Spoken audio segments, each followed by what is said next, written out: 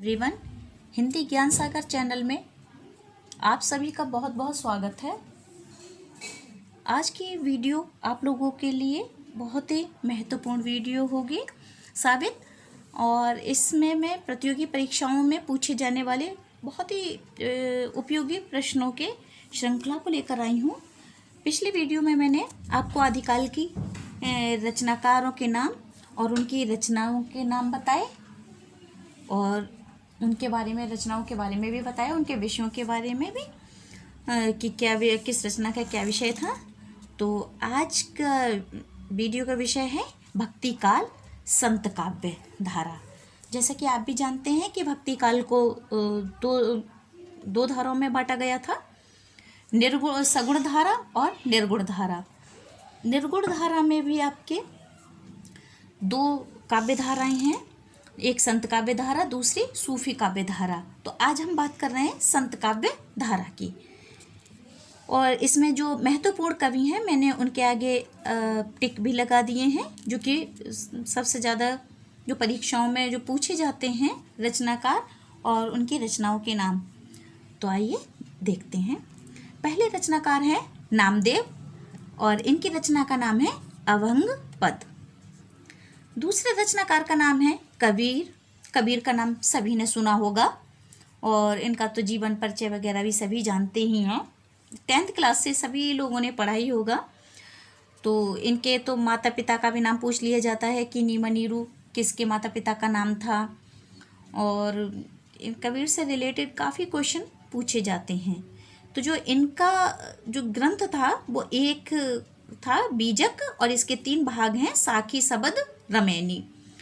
और कबीर के काव्य का इनका जो संकलन था, कबीर अनपढ़ थे, जो कि खुद ही कहते हैं, उनकी रचनाओं में भी है कि मसे कागज छुयो नहीं। उन्होंने जीवन भर कभी भी कभी नहीं लिखा था और अनपढ़ थे वो, तो वो सिर्फ बोलते थे और लिखने का कार्य उनके शिष्य धर्मदास किया करते थे। तो इनकी भाषा भी पूछ ली जाती है कि कबीर की भाषा का क्या नाम था। तो सबसे अलग हटकर ही भाषा का नाम है इनकी तो पंचमेल खिचड़ी और सदुक्कड़ी। तो कबीरदास जी के बारे में इतनी बातें हो गई, और कबीरदास जी के बारे में तो काफ़ी कुछ क्वेश्चन बनते हैं, तो आप कबीरदास जी के लिए ज़रूर पढ़ लीजिएगा। अगले आपके भक्ति काल के जो संत कवि हैं वो हैं गुरु नानक देव। इनकी जो रचनाएं हैं जपू जी, असा दीवार और रहीरास, सोहिला, नसीहत नामा। नेक्स्ट है आपके रैदास। जो रैदास हैं ये भी एक महत्वपूर्ण कवि हैं। इनका नाम रविदास है। तो इनकी रचनाओं के नाम है रविदास की बानी और रविदास के पद। नेक्स्ट है आपके धर्मदास।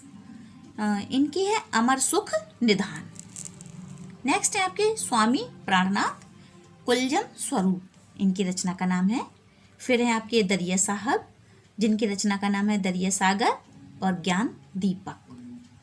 नेक्स्ट आपके रचनाकार आते हैं, संत कवि आते हैं मलूकदास। मलूकदास ये बहुत ही महत्वपूर्ण, इनकी ज्ञान बोध रचना बहुत पूछी जाती है, तो आप इसे याद रख लीजिएगा। और आपने तो इनके एक कहावत भी, बहुत ही सरल कहावत है जो कि सुनी होगी, अजगर करे न चाकरी, पंछी करे न काम, दास मलूका कह गए सबके दाता राम। तो ये वही मलूकदास हैं। तो ये भी भक्ति काल के संत कवि हैं, और इनकी जो रचना है ज्ञानबोध, ये रचना आपकी काफ़ी पूछी जाती है, और एक आध जगह मैंने ध्रुव चरित्र भी देखी है। नेक्स्ट है आपके संत कवि, भक्ति काल के संत कवि का नाम जो अगला है वो है दादू दयाल।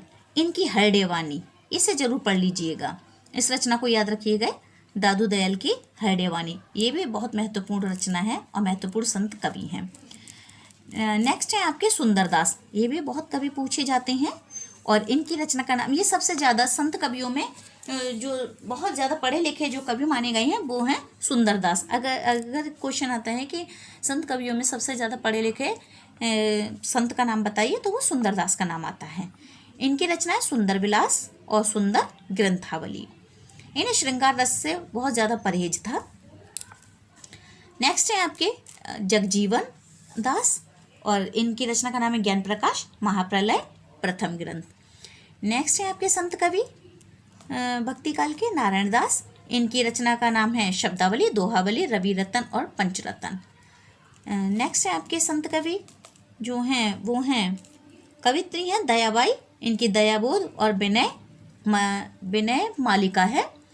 और नेक्स्ट है आपकी सहजोबाई संत कवित्री। इनकी सहज प्रकाश, 16 और तत्व निर्माण है।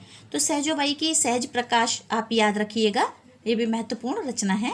नेक्स्ट है आपके भक्ति काल के संत कवि अक्षर अनन्य। इनकी महिमा समुद्र, सिद्धांत बोध और प्रेम दीपिका, ठीक है, प्रेम दीपिका इनकी महत्वपूर्ण रचना है। और एक इनकी ज्ञान योग भी है, ज्ञान योग भी है इनकी। तो ये रचनाएं हैं। आपने आज जाना भक्ति काल के संत कवियों के बारे में और उनकी रचनाओं के बारे में। तो आज की वीडियो ये यहीं पर समाप्त होती है। आपको अगर वीडियो अच्छी लगी है तो चैनल को लाइक करना, शेयर करना और सब्सक्राइब करना ना भूलें। धन्यवाद।